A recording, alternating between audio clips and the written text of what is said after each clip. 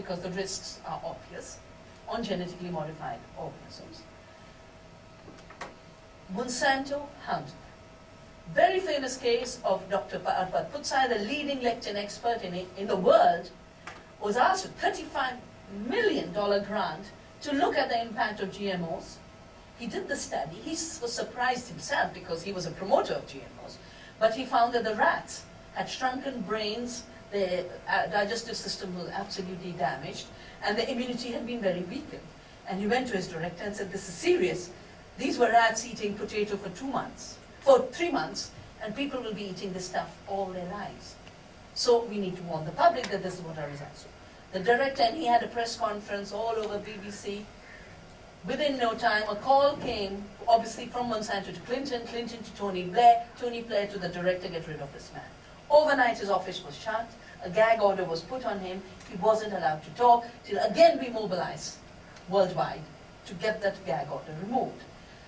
The person whose analysis of Monsanto Mahiko's data on BT brinjal, he didn't do anything new. He took the data and analyzed it. He's taken Monsanto data on corn in Europe and analyzed it for government. His name is Eric Seralini, top scientist. Hounded, a case filed against him in France. Luckily, the French courts voted in his favor and said his research could not be doubted. But since they can go after the top scientists of the world, they are not going to say ordinary citizens citing scientific evidence, have scientific evidence. So this is not just a dictatorship over decision making, it becomes a dictatorship over knowledge and science itself. And just like all three presentations on the Food Rights Act said this would undermine food security, the Biotechnology Regulatory Authority would totally undermine democracy and undermine everything we have. It's designed to destroy the Environment Protection Act. That's what it's aimed to do. And of course, we hope parliamentarians will prevent it from going through, but if it doesn't, we'll just have to go to the courts, because it is illegitimate on every ground of constitutional obligations of the state.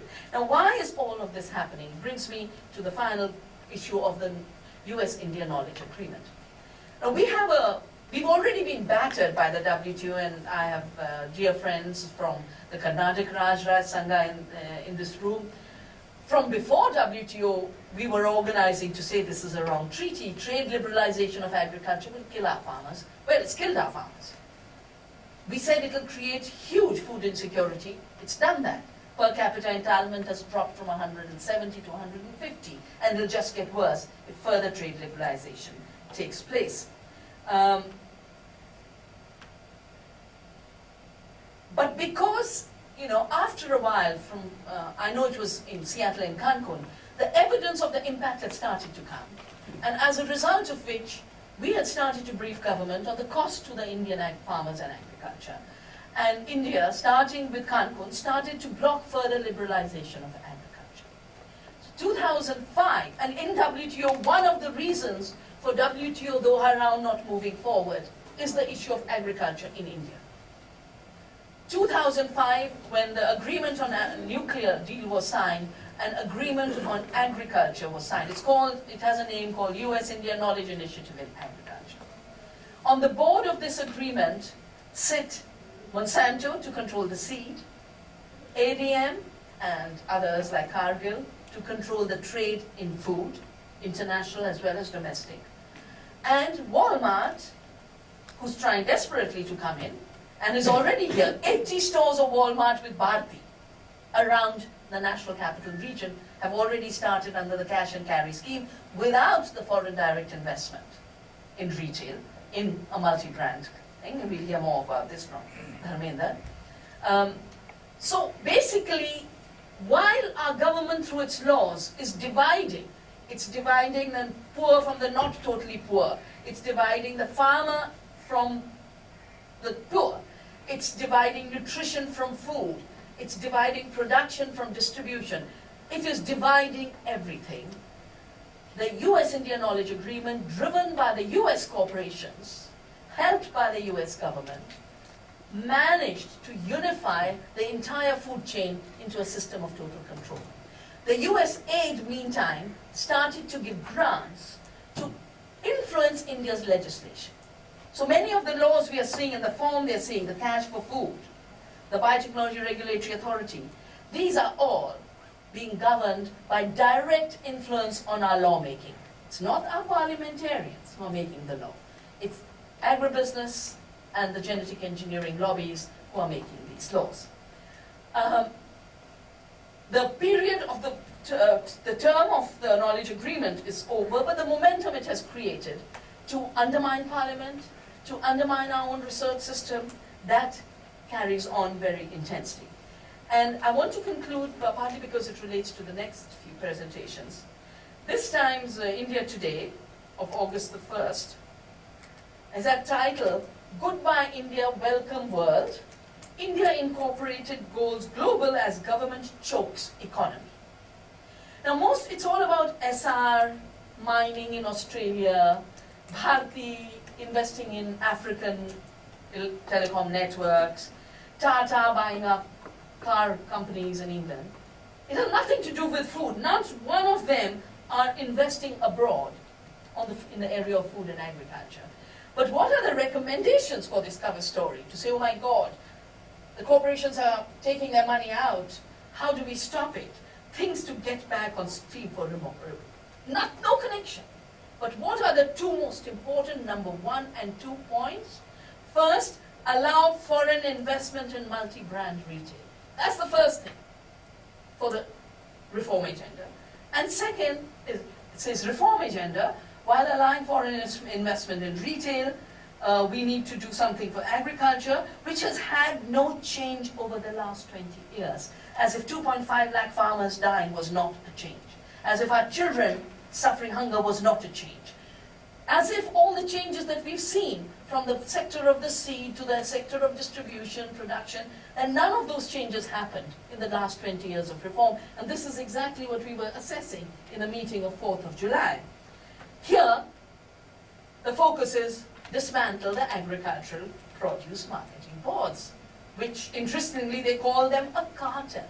The democracy of distribution is called a cartel. The tiny, tiny livelihoods of little retailers are called middlemen.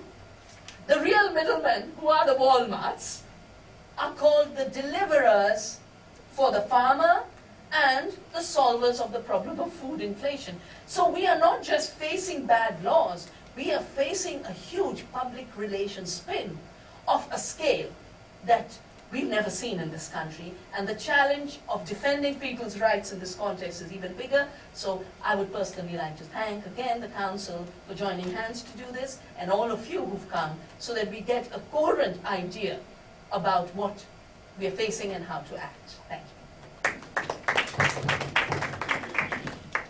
I think it was a brilliant presentation which causes a great deal of concern and very disturbing.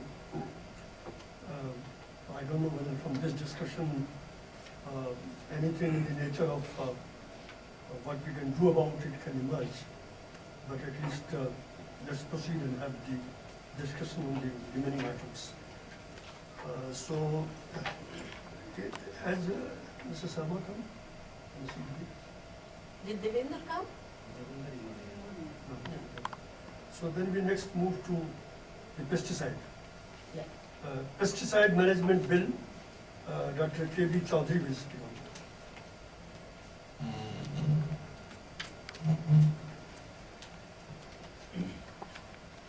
आदरणीय अध्यक्ष जी, Chaturvedi ji, doctor T हक, doctor वंदना Shivaji, DP. Saxena ji, मेरे सभी मित्रों,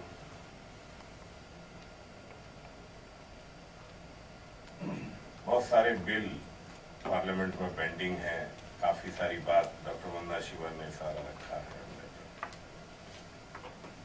सारा खेल सिर्फ हिंदुस्तान की खाद्यान्न सुरक्षा पर है,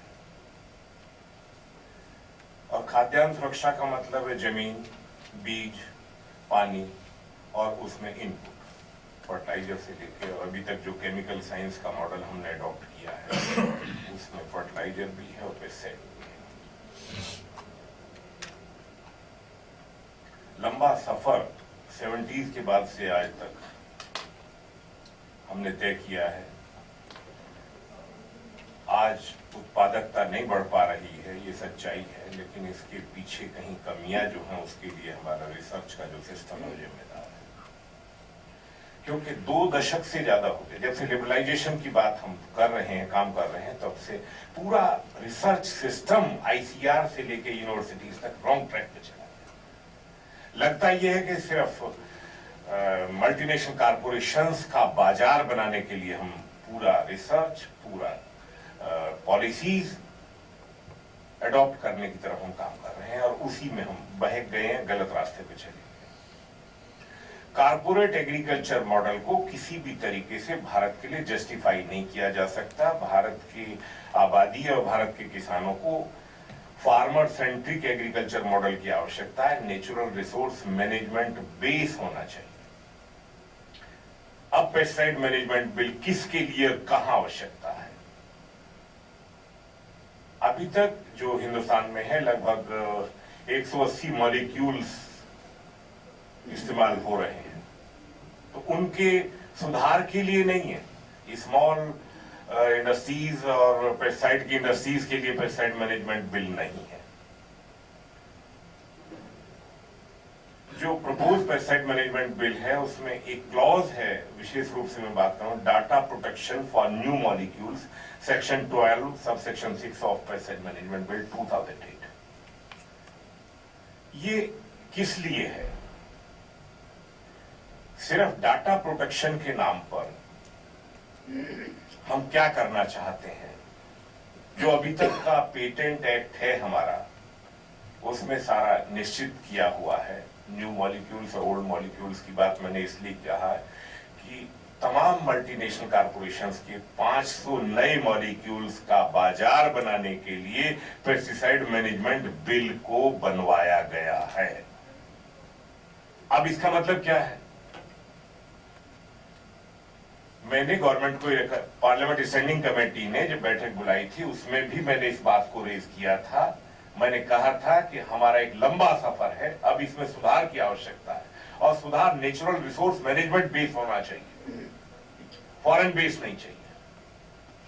क्योंकि इस देश की सबसे बड़ी मुद्रा रोटी है और रोटी से मतलब पूरा खाद्यान्न सुरक्षा से है मेरा। एक उदाहरण काफी है देश के सामने, खाद्य तेलों का। सन 98-99 में भारत खाद्य तेलों के मामले में आत्मनिर्भर था, 3 से 4% हम आयात कर रहे थे और आज हमारी नीतियों की देन है कि आज हम 50% से ज्यादा खाद्य तेल आयात कर रहे हैं। अब खाद्यान्न सुरक्षा की बात हमारी मीरा जी कर रही थी और दूसरी बहन कर रही थी।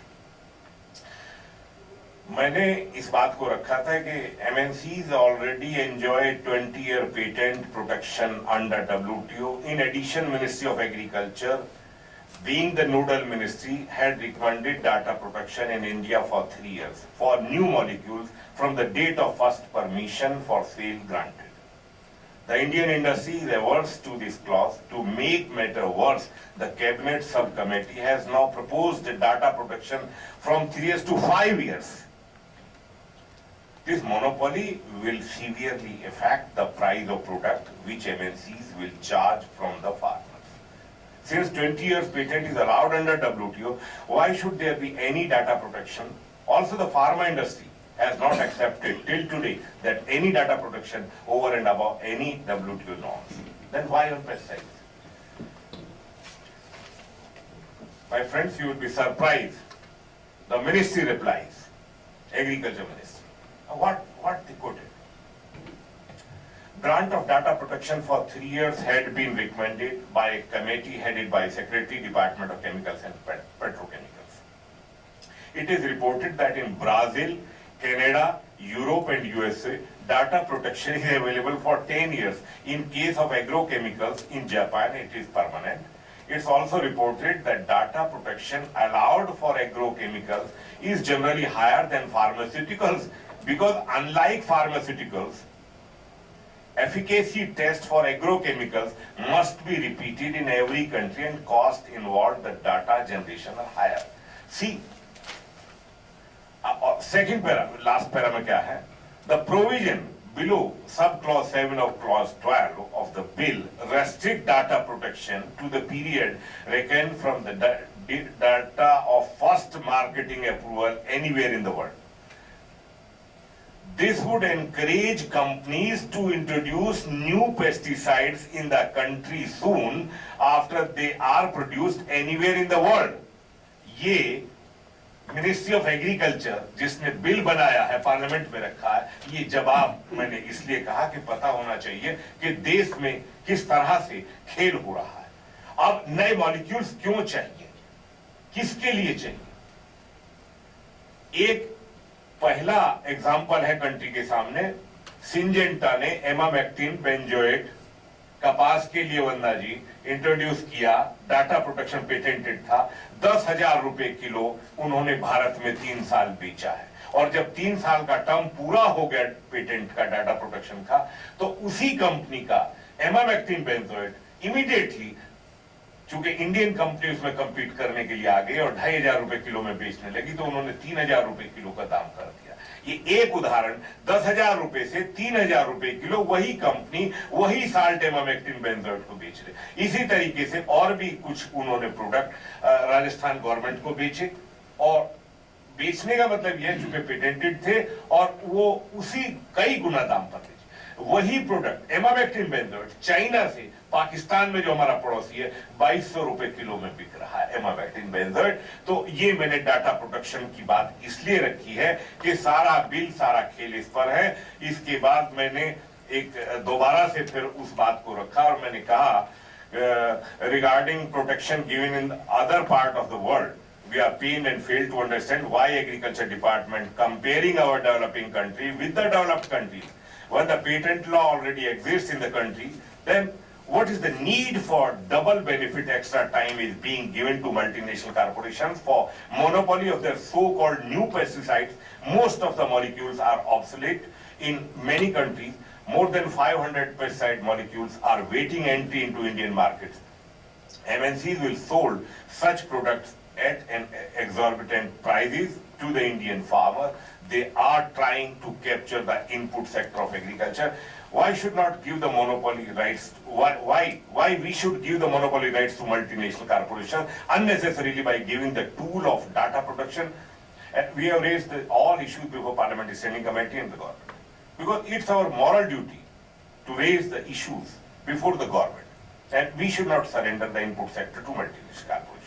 Why the government is adopting double standard with the most important input sector of agriculture, which is directly related with the food security of the country. This act of the government will increase the cost of production when there is no data protection in the pharmaceutical industry in India, which is the also equal important sector. Then why in agriculture sector? क्योंकि जवाब दिया था तो मैंने उनको ये कहा, और उसके बाद हमने कहा once the data is generated in any part of the world and the molecule is found to be efficient on crop and safe for the environment, animals and human beings, then the further registration of the same molecule from other sources are unnecessarily sheer wastage of money and energy and stopping the Indian industry to give the same molecule to the farmers at cheaper price. Any new molecule invented in the world for the first time with commercialization in any country all over the world is already patented, then why separate data protection is required, whereas already 17 years protection is there? सारा खेल ये इस तरीके से है। मैंने काफी सारा है वो सब में नहीं जाना है, उससे मैंने इसलिए कहा है कि इनपुट सेक्टर पर इसलिए कब्जा करना है, चाहे फर्टिलाइजर सेक्टर है और चाहे पेस्टिसाइड सेक्टर है। ये तो हम सभी जानते हैं कि पेस्टिसाइड जो है क्रॉप डैमेज कंट्रोल के लिए है, पॉइजनस है, स्वास्थ्य के लिए हानिकारक है, ये सच्चाई है।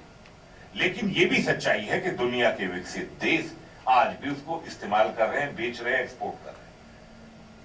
हमको अपने मॉडल में सुधार करने की आवश्यकता थी, जो हमने नहीं किया। हमारे यूनिवर्सिटीज और ICAR ने क्या किया और क्या नहीं किया, भारत के किसानों के लिए, भारत के गरीब आदमी की खाद्यान्न सुरक्षा के लिए कोई जिम्मेदारी उन्होंने आज तक ईमानदारी से नहीं निभाई। सारा काम बायोटेक्नोलॉजी के नाम पर हो रहा है और बायोटेक्नोलॉजी में जेनेटिक इंजीनियरिंग के नाम पे हो रहा है। तो आखिर क्यों हम चाहते हैं इस तरीके से खेती की उत्पादन लागत बढ़ेगी?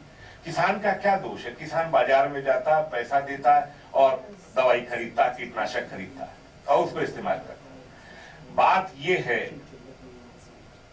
डॉक्टर हक कि जेनेटिक इंजीनियरिंग से जो 8 नए सुपर वीड्स यूएस में डेवलप हो गए हैं, वही जेनेटिक इंजीनियरिंग हिंदुस्तान में आपने उसका बीज बीटी कॉटन के माध्यम से बो दिया है।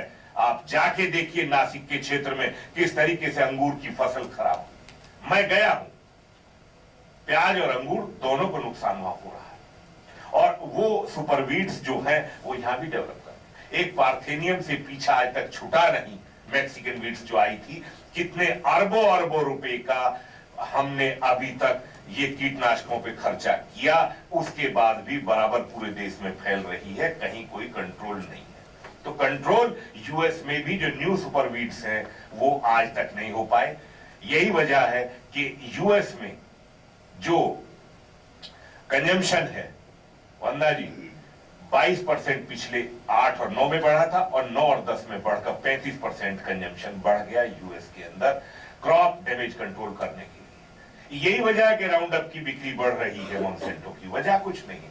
खेल सारा ये है, हमारा बीज, हमारा इनपुट, हमारा सारा कुछ हम रखेंगे और आप सिर्फ उनके लिए, लेबर के लिए काम करेंगे, ये स्थिति है। बीज के मामले में मैं जरूर कहना चाहूंगा कि वंदना जी ने काफी चीजें कही है, लेकिन कुछ पॉइंट्स उसमें आपको जान के चतुर्वेदी जी बहुत दुख होगा कि जब पार्लियामेंट स्टैंडिंग कमेटी ने मुझे बुलाया था तो मैंने कहा था कि मुझे बहुत शर्म आ रही है कहते हुए स्टैंडिंग कमेटी में कि सीड बिल के अंदर किसान को बीज ग्रो करने का हक नहीं था। मैंने कहा पहली आपत्ति ये है, और बात तो बाद में कर लेते हैं, ग्रो नहीं था शब्द, रजिस्ट्रेशन की बात और वो सब तो खूब सारी। मैंने कहा कि जब वो पैदा नहीं करेगा तो ये बचाएगा कहां से। और दूसरी आपत्ति उसमें ये थी फिजिकल प्योरिटी, जर्मिनेशन प्योरिटी और जेनेटिक प्योरिटी। मैंने कहा पहले ये तो बता दो क्या गवर्नमेंट के पब्लिक सेक्टर में जेनेटिक प्योरिटी प्रूव करने के लिए लेबोरेटरी वर्क कर रही है क्या? तो अगर गवर्नमेंट सेक्टर में जेनेटिक प्योरिटी प्रूव करने के लिए स्टेट गवर्नमेंट्स के कॉर्पोरेशन अभी तक नहीं कर पा रहे, फिजिकल प्योरिटी ठीक है, जर्मिनेशन प्योरिटी ठीक है, लेकिन जेनेटिक प्योरिटी नहीं कर पा रहे, तो किसान कहां से करे? ये सब हटा दिया जाना चाहिए। बहुत शर्मनाक। ये बिल भारत के अधिकारियों ने नहीं बनाया, साफ सुथरी बात है, आप भी जानती है, मैं भी जानता हूं। मैंने ये बात कृषि मंत्री को भी कह दी है जब ये सारा हुआ, यूपीए चेयरपर्सन के सामने सीट बिल को रखा गया, पूरी आपत्ति उठाई गई। She intervene, we thanks to Sonia ji that she take interest to make amendments in the seed bill. ये सवाल ये नहीं है, सवाल ये है कि जब हकीकत सामने लाई जाती है तभी कार्रवाई होती है। कृषि मंत्री से बात हुई, उन्होंने खुद ये माना। मैंने उनसे कहा कि ये बिल आप ये बता दीजिए कि ये बिल की जरूरत कहां है, हमारे पास सीड एक्ट है 1966 का। अब ये कहना कि उसमें फार्मर्स को एग्जेम्प्ट किया गया है, मैंने कहा कि अगर फार्मर्स को एग्जेम्प्ट किया गया है तो 2 शब्द लिख दीजिए, nothing in this act shall apply to a farmer, बात खत्म हो जाएगी, हमारी कोई लड़ाई नहीं है। लेकिन नहीं, वो लिखे जाने की बात है, ये सब ऑन रिकॉर्ड है जो मैं कह रहा हूं, कोई ऐसा नहीं है। कुछ हमारे मेंबर ऑफ पार्लियामेंट ने इतना सिंसियरली उसे लिया और उसमें बहुत सपोर्ट किया, तभी आज उसमें जो सुधार हुआ है वो चूंकि यूपीए चेयरपर्सन ने खुद चाहा और कुछ मेंबर ऑफ पार्लियामेंट का उसमें योगदान रहा।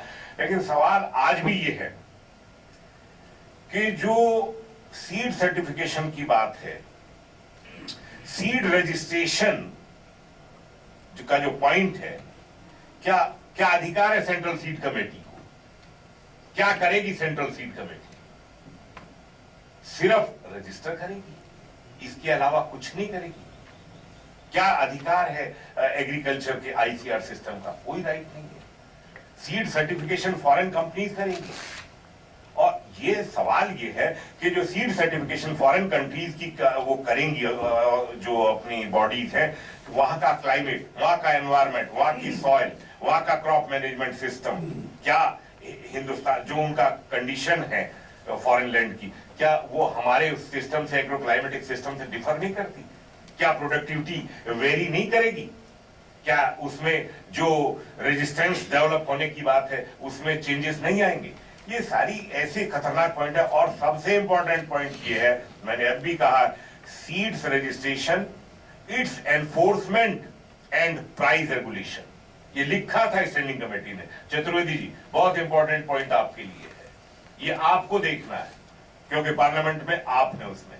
तो उसमें एनफोर्समेंट की बात तो ठीक है, प्राइस रेगुलेशन को फिर काट दिया है कैबिनेट में जब बिल को रखा गया। अगर प्राइस रेगुलेशन का कोई राइट नहीं है सेंट्रल सीड कमेटी को, तो ऐसी सेंट्रल सीड कमेटी की कोई इंपॉर्टेंस नहीं है, कोई राइट उसका नहीं है। तो ये प्राइस रेगुलेशन का जो पॉइंट पार्लियामेंट स्टैंडिंग कमेटी ने रखा था, उसको बराबर सेंट्रल सीड कमेटी को रखा जाना चाहिए। और जो क्रॉस पॉलिनेशन से जो ट्रेडिशनल सीड डैमेज होगा, उसकी रेस्पॉन्सिबिलिटी उन कंपनीज की होनी चाहिए, और किसानों की जो बर्बादी करेंगे उसके मुआवजे की बात, लॉसेस की बात, फसल का नुकसान, बीज की बर्बादी के लिए उन कंपनीज की जिम्मेदारी, हमने कहा था, तब भी कहा था और अब भी कह रहे हैं कि ये कंपनीज की जिम्मेदारी हो। उल्टा चोरी के मामले किसानों के खिलाफ, सही कहा वंदना जी, जो पर्सी स्पाइसर का केस है सस्कातून का, वो तो पूरी दुनिया के सामने है कि किस तरह से चोर बजारी ये कारपोरेशन।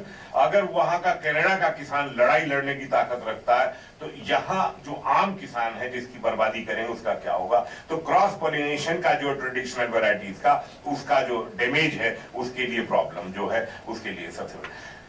और दुबे जी ने कहा ट्रिप्स के सेक्शन 27(3) भी, Dubey ji, plant variety protection farmers right act 2001 बनने के बाद, और जो 1986 में जेनेटिक इंजीनियरिंग अप्रूवल कमेटी 1989 बनाई थी, उसमें साफ है, rules for manufacturing, use, import, export, storage of hazards, micro organism, genetic engineering organism and cells.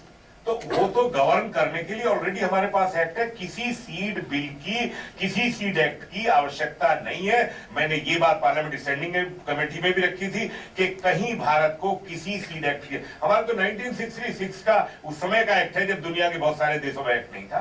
तो अगर उस समय की आवश्यकता है, अमेंडमेंट करना था, तो कुछ अमेंडमेंट कर सकते हैं रेस्पॉन्सिबिलिटी फिक्स करने के, या उल्टा रेस्पॉन्सिबिलिटी उन पर करी जा रही है biotechnology regulatory authority of bill में, कि अगर वंदना जी कोई बात उठाएंगी तो कृष्णवीर उठाएंगे तब, डॉक्टर टी हक उठाएंगे तब, तो सबको इस तरीके से टेरराइज कर दीजिए। और जो क्लॉज 5 है सीड बिल में, क्लॉज 5 में ये प्राइस रेगुलेशन का पॉइंट रखा जाना चाहिए। क्लॉज 19 जो है Chaturvedi ji, clause 19, private MNCs को सीड टेस्टिंग लेबोरेटरीज की जो अकाउंटेबिलिटी है वो कहां बचेगी, उसमें तो कोई अकाउंटेबिलिटी नहीं है। मल्टी लोकेशनल ट्रायल्स जो है वो हमारे रिसर्च सिस्टम में ही होनी चाहिए। अगर हमारा सिस्टम नहीं करेगा मल्टी लोकेशनल ट्रायल, तो फिर उसकी जरूरत क्या है? उसका बाइंड अप करके दुकान बंद करें, मिनिस्ट्री ऑफ एग्रीकल्चर की जरूरत ही नहीं, उसको खत्म करें और मॉन्सेंटो को दे देते हैं मिनिस्ट्री ऑफ एग्रीकल्चर कि आप संभालिए, क्योंकि आप ही का बीज, आप ही के इनपुट और आप ही सब कुछ बेच के खिलाएंगे किसान को, और तो कुछ चाहिए नहीं। उन्होंने कहा नहीं हक जी, मैं बहुत इस बात से बहुत ही अपसेट हूं। मैं सरकार के बराबर हर पैनल में हर जगह इस बात को, आप हकीकत को पहचानिए। प्लानिंग कमीशन ने बुलाया था, वहां मैंने कहा अभिजीत सेन थे, मैंने कहा कि आप अभी हवा में दौड़ रहे हैं, जमीन पे आइए, कम से कम गांव में देखिए स्थिति क्या है, सब चीजें ये सब तैयार आ रहा है मसाला बिल्कुल, और आप उसे डाउनलोड करके और इंडिया फीड करके सब कर रहे हैं। ये सब हो क्या रहा है? खेल थोड़ा है कोई। और अच्छा, आप तो संक्षिप्त में दो संक्षिप्त बात ही खत्म हो गई। अब तो बात मेरी, मुझे इसलिए कहना था कि 2 पॉइंट मुझे जरूर कहने थे जो वंदना जी उसमें जो नहीं कह पाई।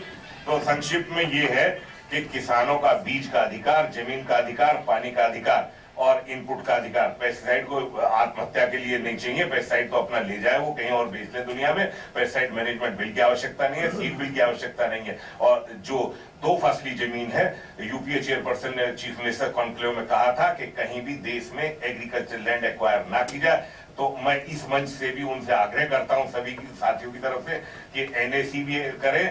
कृषि भूमि का अधिग्रहण देश में बंद होना चाहिए, क्योंकि फूड सिक्योरिटी सबसे बड़ी सिक्योरिटी है। एम्प्लॉयमेंट देने को है नहीं। हरियाणा सरकार ने वायदा किया था, कहीं कोई एम्प्लॉयमेंट सरकार के पास नहीं। उस दिन डॉक्टर हक भी थे, हमारे वीरेंद्र सिंह साथ थे जनरल सेक्रेटरी, उन्होंने भी कहा कि नहीं कोई रोजगार नहीं है सरकार के पास। तो एम्प्लॉयमेंट की बात बकवास है, झूठ है, धोखा है। जमीन की लूट बंद होनी चाहिए। धन्यवाद। अच्छा, अब हम Agriculture Produce Market Committee Act. Dr. Jaya Mehta इसको बोलो।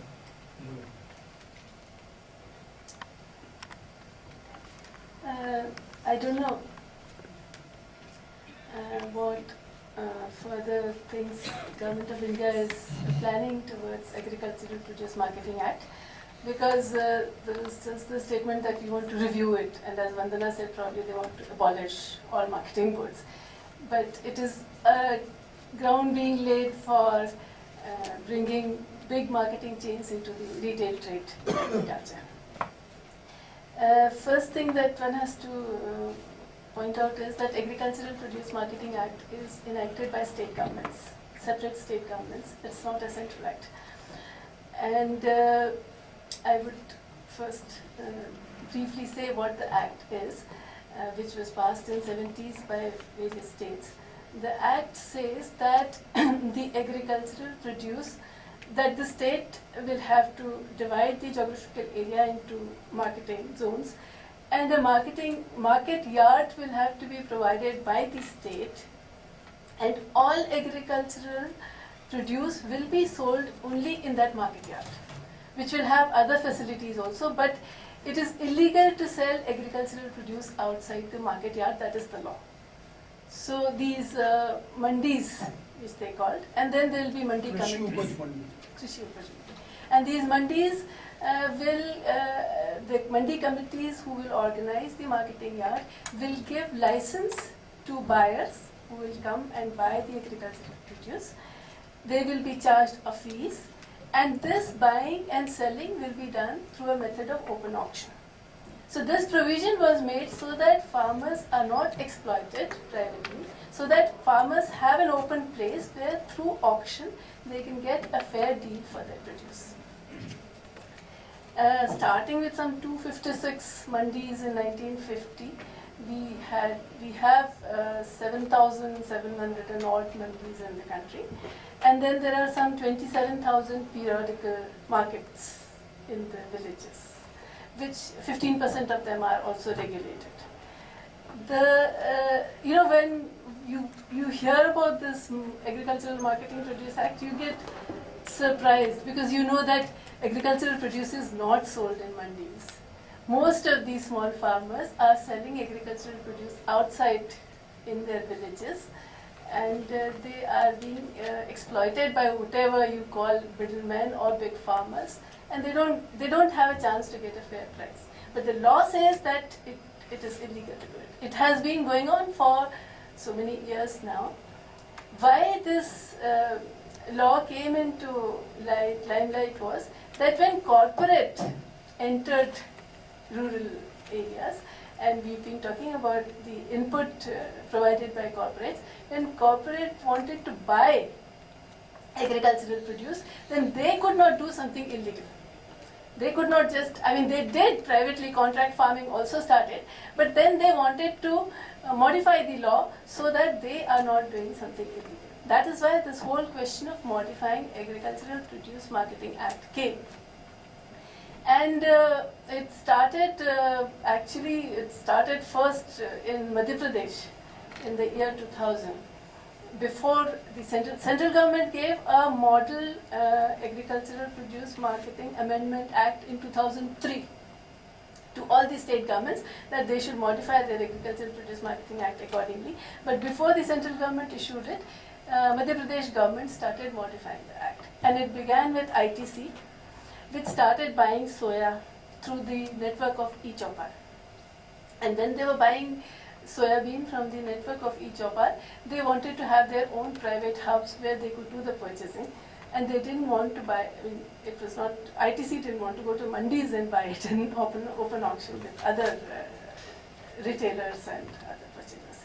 So ITC requested the Madhya Pradesh Chief Minister that you should give us special permission to have separate hubs where we can buy soybean outside the mandi premise. And then they were charged some fees and some security was given, and some modification was made so that ITC hubs started operating from the year 2000 in Madhya Pradesh with their network of e-Chopar. Now I should also say what this e-Chopal was. E-Chopal is basically, they identify a rich graduate, young farmer in the village. They give him a computer, and on that computer, that farmer is able to give the mandi prices, nearby mandi prices, and the ITC price to the farmers, and persuade the farmers to sell their produce in the ITC hubs, and when he is managing to do that, he gets a commission. So ITC actually said that we are getting rid of middlemen and we are having direct purchase from the farmers, but ITC is not the final consumer. So the point was that whatever other middlemen were getting, that ITC wanted to get, and then they had their own commission agents to whom they paid. So, and these commission agents, mind you, were graduates, the biggest farmer always in the village, who could afford to have the computer, had a proper house where the computer could be kept, and could also influence the farmers because of his superior position. Now the big farmers started shifting from mandis to ITC hubs in a big way in the initial years. And the big farmers were given this facility earlier that the grain will be transported. Sometimes the grading procedure was waived, and ITC was very quick in making payments, which the farmers were complaining that mandis they didn't. Although in mandi you have a law that you have to make a payment within a stipulated period, otherwise the person will be punished. But ITC was making immediate payment, and big farmers were persuaded to shift to ITC hubs for the selling of their product. Now, I want to point out this fact that this private purchasing of ITC outside the mandi premise differentiated between big farmers and small farmers. And the method of purchase was such that the small farmers were dealt out of this process. Because ITC, farmers had this big complaint that mandi, the weighing procedure is not proper, the grading procedure is not proper. So ITC had a very simple weighing procedure. They would have a lorry full of grain weighed, and then empty out the lorry and then weigh it again, and that is the weight.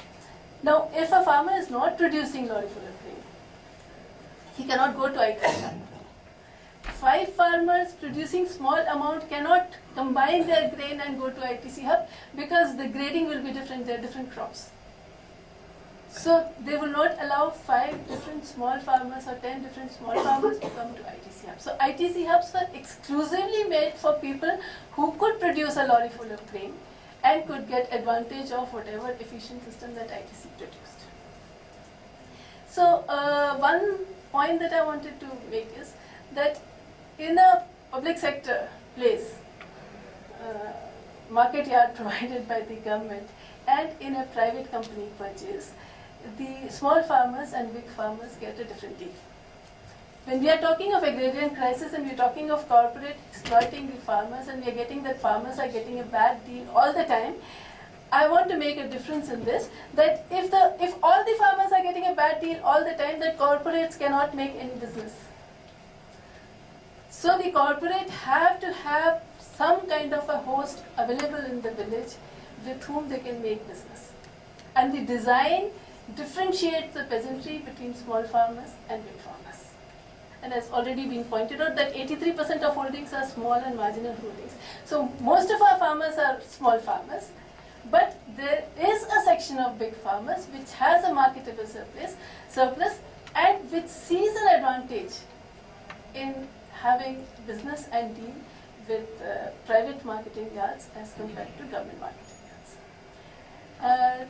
Having said this point, the government took this viewpoint that government mandis are actually government monopoly of marketing. You know, the review of Agricultural Produce Marketing Act is saying, she talked about cartels, but they said that this is a monopoly of the government and that is why it is inefficient. So let us introduce competition, let us also have private marketing yards so that things will become efficient.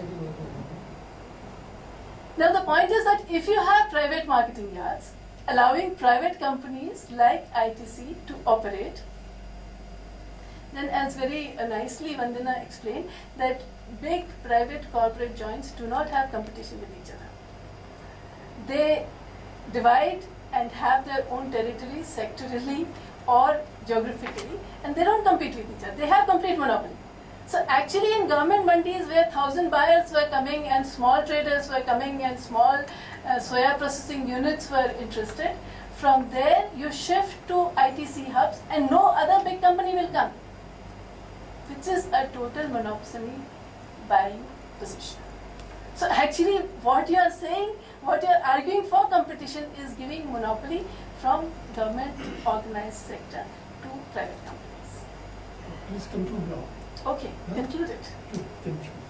Now, last subject is retail trade FDI, and Mr. Dharmendra Kumar will speak.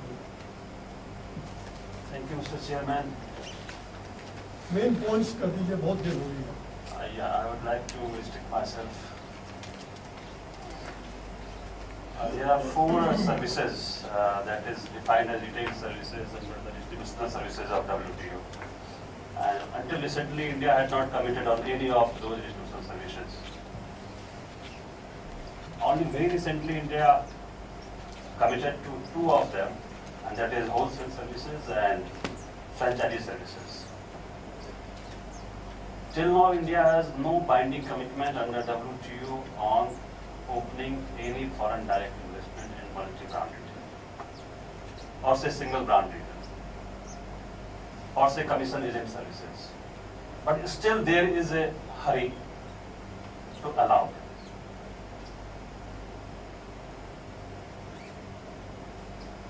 The problem with the issue of FDI in multi-brand retail is that rest of the topics of today's discussion are proposed bills to be enacted by the Parliament. This policy shift does not need a parliamentary role. The government can do it by passing the parliamentary procedures. And this is the irony of our trade policy making, that for such a policy shift, we do not allow our parliamentarians to have a final say. So there is a huge democratic deficit of our such trade policy making, and this needs to be corrected immediately. As India is also going for preferential trade agreements, free trade agreements, and all these international treaties does not need to go by our parliament. So there is an urgent need to reduce this democratic deficit and bring in the parliament for such major policy shift, which can impact agriculture as well as retail. And these 2 are the largest and oldest trade of the world, being increasingly controlled by a few corporations based mainly in US and EU. In India, on the other hand, as we all termed and as the Parliamentary Standing Committee of Commerce has termed, that India has been a country of retail democracy. We have the highest number of outlets here, we have the highest number of livelihoods here, and the outlets that we have are tiny, only 4% are more than 500 square feet, and 76% of our 15 million outlets are run by families. So in such a scenario, and there are number of studies from across the world, now also available from India, from Mumbai, from Delhi, from Bangalore, which establishes that there is a labor displacement. If someone is saying that both can coexist and there won't be any shutdown of small shops, that's simply a lie. There is no city in the world, no country in the world which can prove this. Inflation, as he said, that has been one of the reasons for inviting foreign direct investment in multi-brand retail.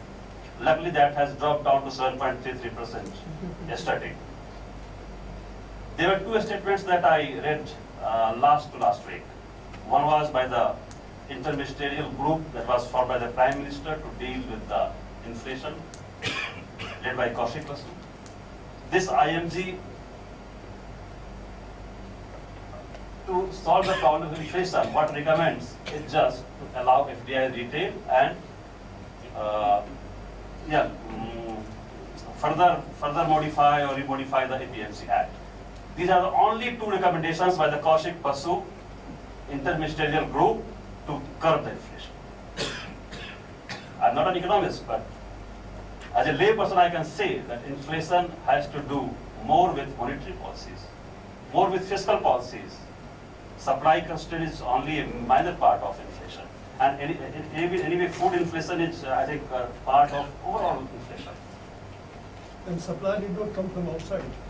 Sorry? Supply did not be controlled and distributed by outsiders, Yeah. even if it is a constraint.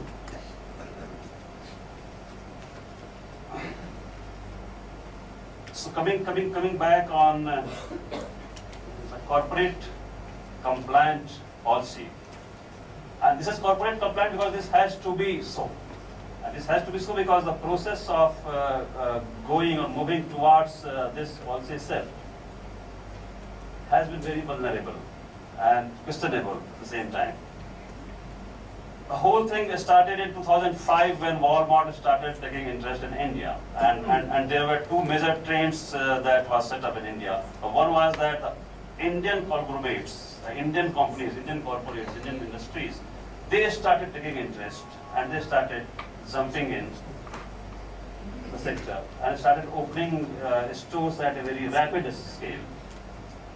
The second outcome was that there was also a trend of anxiety, of some kind of fear that started resulting in and started manifesting in some kind of protest, sometimes violent protest against what we say corporate retail.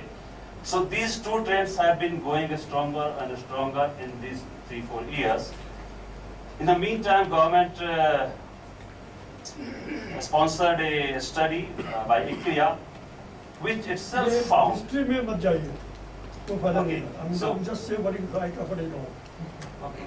So coming back on the present situation, a scenario of the government move, on 22nd July, Committee of Secretaries has recommended to the Cabinet to allow 51% FDI in multi-brand retail. And the riders, the conditions that they are going to propose include that they will be allowed in million plus cities as per the 2001 census. So that means 40 plus cities in India. The second rider that they had, that there will be a minimum investment need of 100 million US dollars. So that roughly comes around 450 or 500 crores of rupees. So that's a pittance. The third crucial rider that is being proposed by Committee of Secretaries is half of the investment should go in the back end, in the supply chain. The problem with this recommendation that there was a debate that was generated by Ministry of Commerce, though the debate was only in English and was available only on internet,